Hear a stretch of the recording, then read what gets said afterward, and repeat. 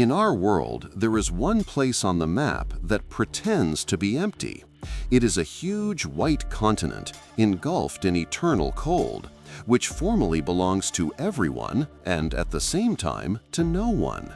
Since childhood, we have been taught that Antarctica is a sanctuary for scientists and penguins, a territory of pristine nature. But if there really is nothing there but snow and ice, why is this masterpiece of land protected with the same, if not greater, rigor than the borders of nuclear powers? What is the reason that the Antarctic Treaty, concluded in the middle of the last century, effectively prohibits us from approaching certain coordinates under threat comparable to a military tribunal? For decades, Secret Service archives around the world have stored files marked Top Secret that link this continent to the darkest and most mysterious episodes in human history. The trail leads back to the mid-20th century, when an entire fleet of German submarines mysteriously disappeared. And just a few years later, a powerful American military group that arrived there with the intention of fighting was forced to flee in panic, losing its advanced fighter jets in a clash with what they called air. We are used to thinking of ourselves as the masters of this planet, but in reality, we live on the roof of a giant bunker. And soon, those who live below may disturb our peace. Today, we will break the silence, open the secret folder Secret Base 211, and find out why access to this icy world could spell disaster for all of humanity. To unravel the mystery hidden beneath the ice, we need to move away from the stereotypical ideas imprinted in school history textbooks and immerse ourselves in the madness of the 1930s. At a time when Europe was preparing to redraw its borders, the leadership of the Third Reich was waging its own secret war. Adolf Hitler and Reichsführer SS Heinrich Himmler were obsessed with an idea that would seem fantastical to the average person. They weren't just seeking new territories, they were looking for the gate. The ideology of the SS was based not on a political program, but on black magic. The occult societies Thule and Vril determined the decisions of the Reich. During hours-long sessions, mediums fell into a trance and drew unusual maps of the starry sky, repeating one thing: the masters are waiting. They were convinced that beneath the icy crown of the poles lay an ancient civilization possessing the power of Vril, an energy capable of both creation and destruction. For the Nazis, Antarctica was not just a continent, it was a colossal temple that served as an altar for sacrifices in order to achieve absolute power. In 1938, Germany sent the ship Schwabenland to the South Pole. The official purpose of the expedition was to harvest whale blubber. However, the composition of the crew puzzled the intelligence services of other countries. Among its members were not only biologists and geographers, but also specialists in ritual archaeology, astrologers, and SS officers with extended powers.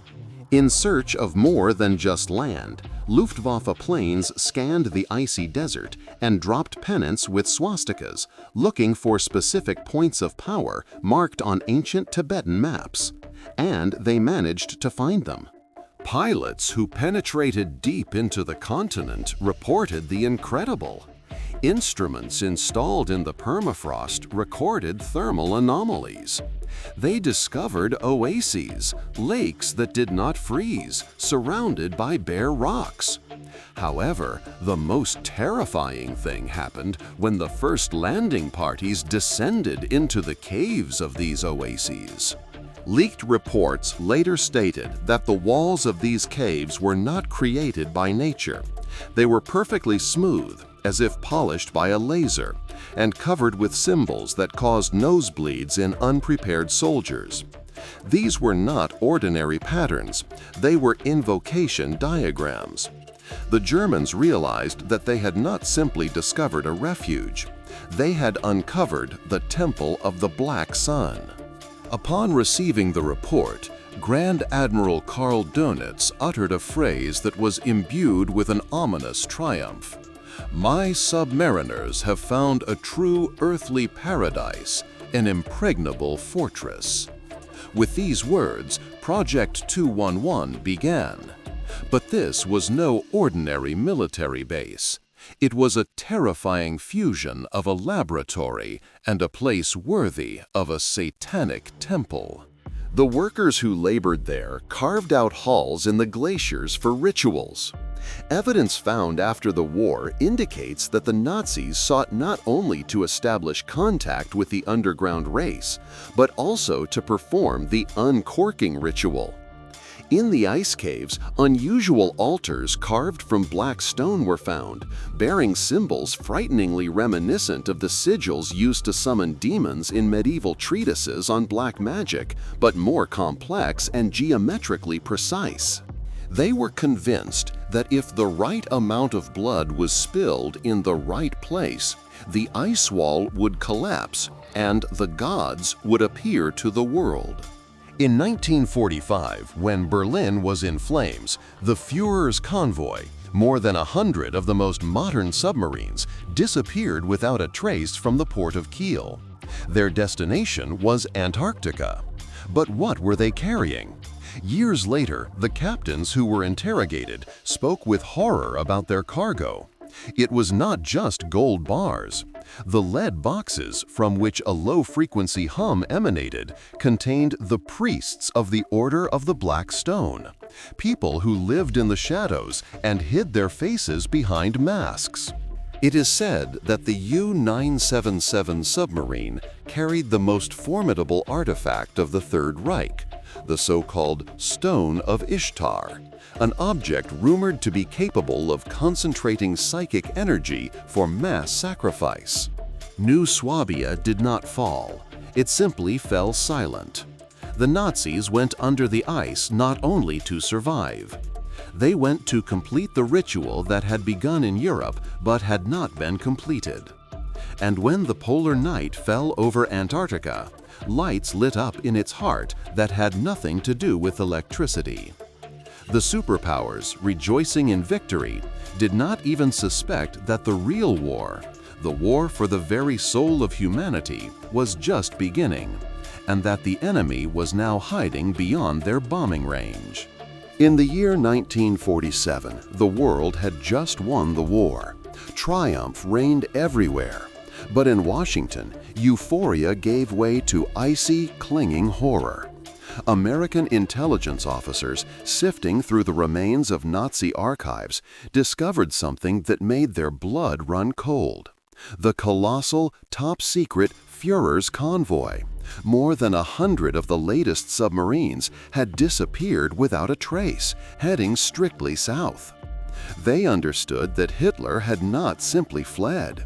He had moved the most vulnerable part of his empire to an untouched ice fortress he called New Swabia. In response, America immediately accepted the challenge. Under the guise of a scientific mission, codenamed High Jump, an armada larger than the invasion fleet was sent to the Antarctic coast. This was no ordinary expedition. It was a full-scale war led by national hero, legendary polar explorer Admiral Richard Byrd. It included 4,500 Marines, the flagship aircraft carrier Philippine Sea, destroyers, and a submarine. There was no place in this flotilla for biologists searching for penguins.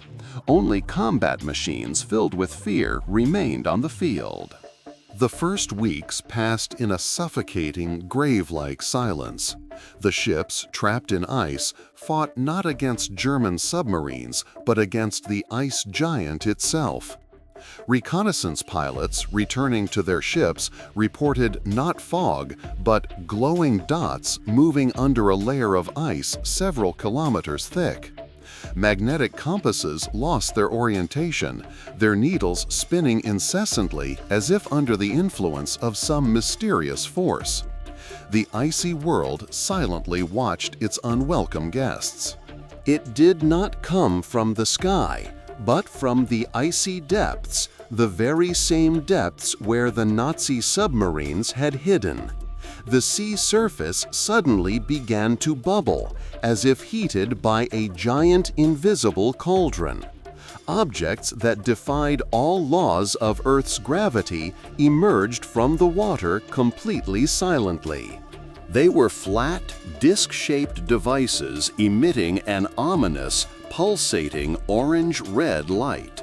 They did not simply move, they hovered in the air, made sudden jerks, accelerated to incredible speeds, and turned at right angles, maneuvers that seemed certain to destroy any object. What followed could not be called a battle. It was cold, methodical destruction. American Corsair fighters, the pride of aviation, went on the attack, but their guns proved useless against the unknown coating of the discs. The discs did not use shells. They emitted rays. Witnesses called them sound cannons or death rays. When the beam hit the American planes, the metal did not break. It instantly turned to dust or flared up like dry gunpowder. The destroyer Murdoch was completely destroyed and sank, as if it had been burned by a huge fire burner. Admiral Byrd, standing on the bridge of his flagship, realized within minutes that his mighty armada was turning into a defenseless toy boat. It became clear to him that they were not fighting the remnants of the Reich, but a force for which the atomic bomb was a mere trifle. The 8-month operation was wound up in 20 days. The damaged, trembling remnants of the fleet fled, abandoning their equipment, weapons, and all hope. Admiral Byrd's personal nightmare was just beginning. His plane's reconnaissance flight was suddenly interrupted by an interception. The engines stopped, but the plane did not begin to fall. An invisible beam picked it up and carried it deep into the continent, through an icy channel. A voice sounded in his headphones. "Don't worry, Admiral, we're landing you." He found himself in a completely different world, under a layer of ice several kilometers thick, in Agartha itself, which the Nazis had talked so much about. There he saw untouched forests, warm lakes, and a city, shining and unusual, built not from the usual earthly materials, but from something resembling rainbow crystal. He was greeted by tall, shining beings with faces full of ancient wisdom. They led him to the guardian of the gate, who treated him not with hostility, but with the tenderness of a person talking to an irrational wild beast that had disturbed the peace. "We have been watching you for a long time. The Nazis tried to break the seal to open the gate, but you humans surpassed them. You understood atoms, blew up Hiroshima and Nagasaki. You dared to touch a power capable of destroying not only your world, but ours as well. We will not allow this." Byrd was given an ultimatum. The stern warning read by the ruler of the underworld stated, "Tell your authorities, this world is not yours. And if you try to use atomic weapons again, we will return you to the Stone Age." The admiral was released, declared a prophet, but at the same time held hostage by a mysterious secret. Returning to Washington, he tried to convey the truth, but his words were met with an ominous silence. Men in strict suits told him to forget what had happened. His report on flying saucers and the Guardian of the Gate was immediately classified and marked top secret. At a 1.0 pace, Byrd left a prophetic warning in the press. The bitter truth is that the continent of the United States may be attacked by flying objects capable of traversing the distance from pole to pole at unprecedented speeds. The world chose to ignore it. The world chose to close that door and pretend it had never been there. Thus began the great conspiracy of silence known as the Antarctic Treaty, which, instead of protecting nature, became a prison for secrets and a seal concealing the true enemy of humanity. Admiral Byrd's defeat was not just a military disaster. It was a turning point when two superpowers, the United States and the Soviet Union, irreconcilable enemies on the world stage, experienced the same feeling of horror for the first time. In the secret shelters of Washington and Moscow lay identical but independently obtained reports. A powerful force was at work beneath the South Pole, against which atomic weapons were useless. This force, this guardian of the gate, guarded something that could not be awakened. The time to act was critical. They could not defeat the enemy, but they could isolate it. In 1959, the world saw the birth of the Antarctic Treaty, the greatest concealment of truth in human history. Under the guise of a treaty for peace and science, it was in fact an act of surrender, signed under the pressure of fear. All 27 articles of this document were aimed at one single obsessive goal: to turn an entire continent into an impenetrable fortress of secrecy. A ban on military activity? That's hypocrisy. A ban on nuclear testing? A sign that nuclear power is powerless against those who dwell below. Freedom of scientific research? That is merely freedom of observation. Consider a map of Antarctica. All the key scientific stations, Amundsen Scott, USA, Vostok, Russia, Concordia, France, Italy, are not designed to collect meteorological data. Their location is dictated by a different purpose. They are like watchtowers guarding the perimeter of the invisible but real security cap. Their main task is acoustic monitoring. For years, the stations have been drilling deep ice wells, but their goal is not to search for microorganisms. They are looking for a pulse. For many years, scientists from secret laboratories have been recording inexplicable phenomena. This is not normal seismic activity. It is a low-frequency, rhythmic hum coming from under the ice, from the area known as New Swabia. This rumbling does not obey geological laws. It is not a random phenomenon.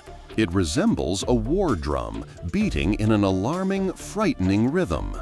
Studies have shown that the frequency of this rumbling has no analog on Earth.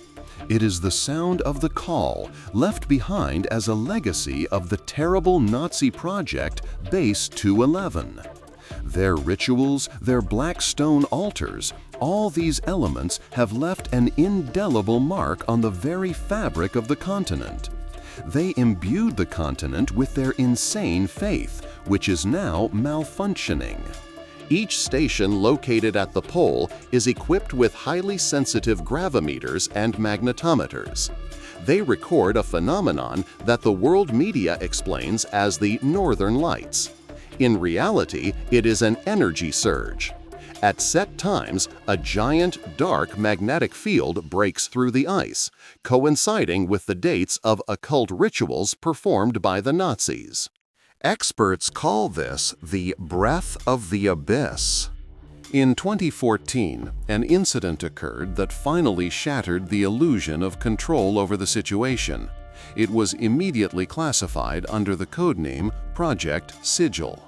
A team of drillers from different countries working near the Vostok station finally achieved what everyone had anticipated.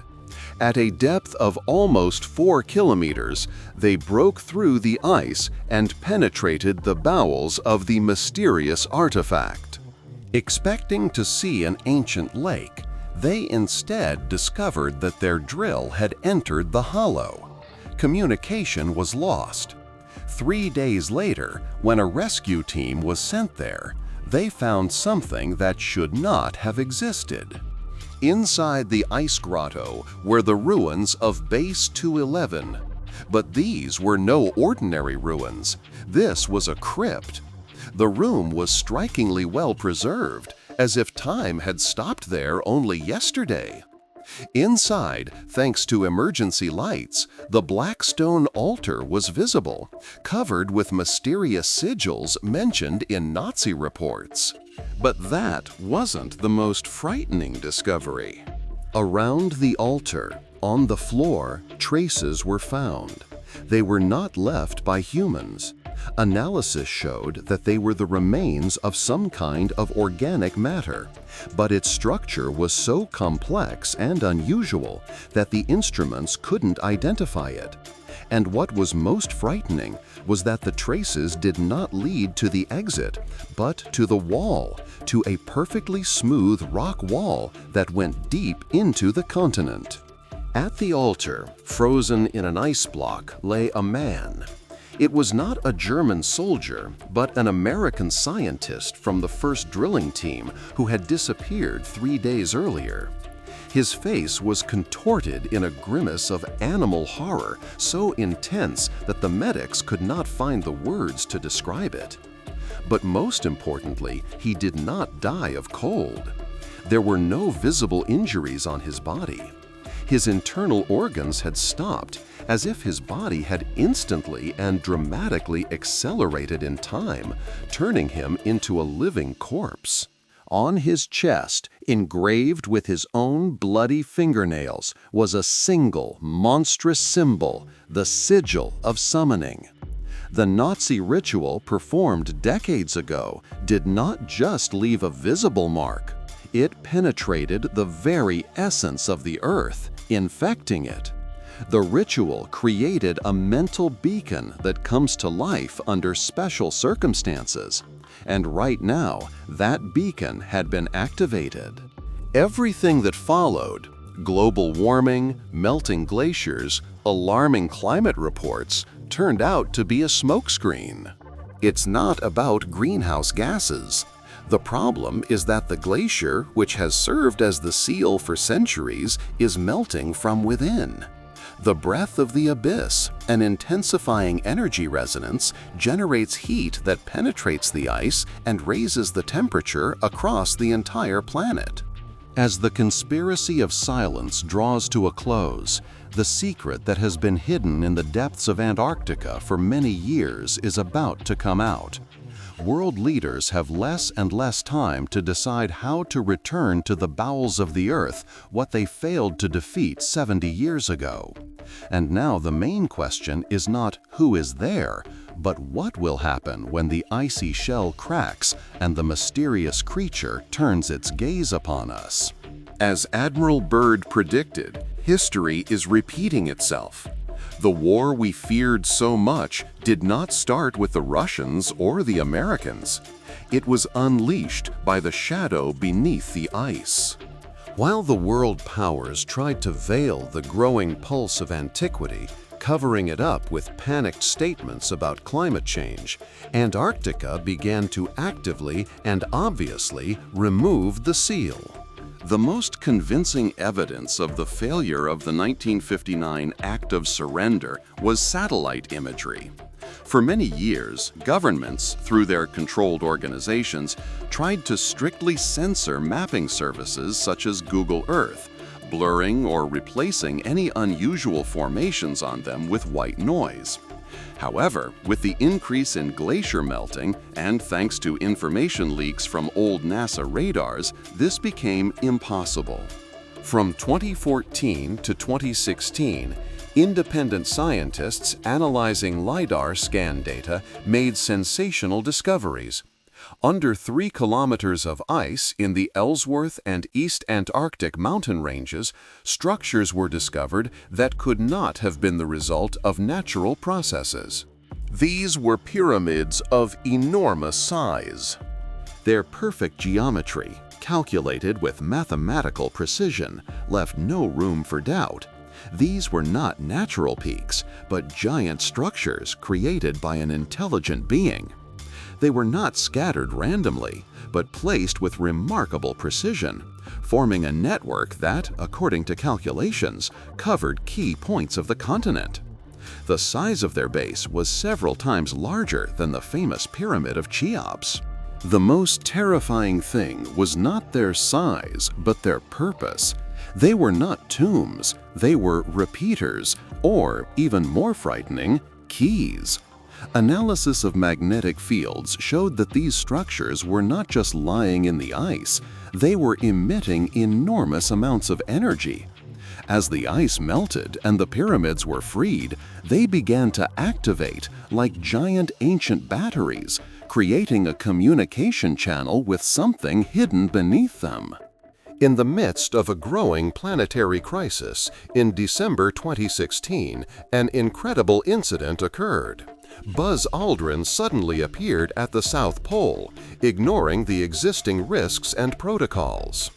At 86 years old, the spaceflight veteran and second man to walk on the moon traveled to the most dangerous place on Earth.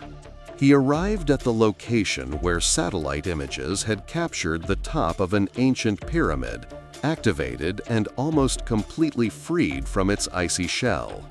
In a state of shock caused by this visit, Aldrin immediately reached for his phone.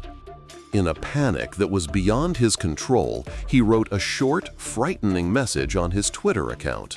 He attached a photo of the icy, flawless pyramid and wrote, "We are all in danger. This is evil in itself." The tweet lasted only a few minutes before it was deleted. But that was enough. A screenshot instantly spread across the network, becoming informal but irrefutable evidence. What exactly broke through his mental barriers and provoked such a sudden, instinctive fear? The answer to this question remained unspoken, frozen in icy silence, and became the most frightening mystery of this visit. A few hours later, Aldrin was urgently evacuated. The official reason was lung edema due to low pressure and fatigue. However, doctors who had access to his medical records spoke of severe post-traumatic shock and a sudden, inexplicable mental breakdown. The sudden illness of the distinguished astronaut was direct evidence that the seal, which the powers that be had been trying to maintain since 1959, had failed. He became the first public victim of the evil that had penetrated our reality. The doors are open. Now the question is not what is inside, but when it will appear. In starting this story, we sought to break the seal of silence. And in finishing it, we became convinced that the mystery of Antarctica is not just a legacy of the past, but our future, which is only just beginning.